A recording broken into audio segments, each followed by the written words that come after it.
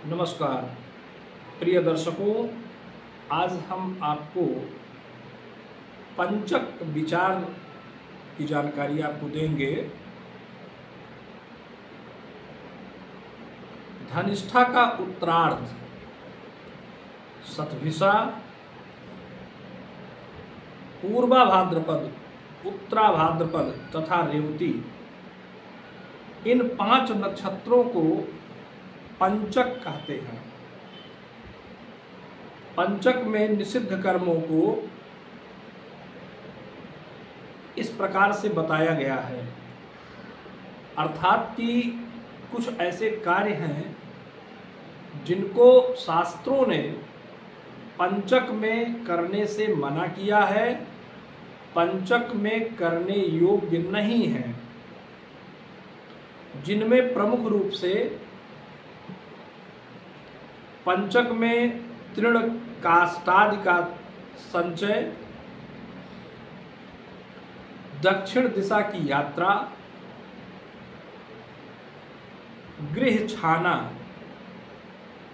प्रेतदाह तथा सैया का बीनना, ये कार्य निषिद्ध है।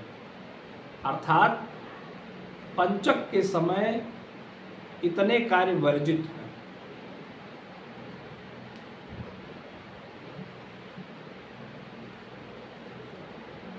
मुहूर्त मार्तंड में कहा गया है, चंद्रमा कुंभ और मीन में हो तो अर्थात धनिष्ठा से रेवती तक 5 नक्षत्रों में शव का जलाना, सैया, खाट, चटाई, पलंग आदि का बीनना, घर में स्तंभ आदि गाड़ना, दक्षिण दिशा की यात्रा करना, लकड़ी, जलावन, तृण आदि का संग्रह सर्वथा त्याज्य है। इन 5 नक्षत्रों में मृत्यु होने पर दोष निवारणार्थ शांति कराने का विधान है, जिसे पंचक शांति कहा जाता है। निर्णय सिंधु और धर्म सिंधु के आधार पर विशेष बात यह बताई गई है कि यदि मृत्यु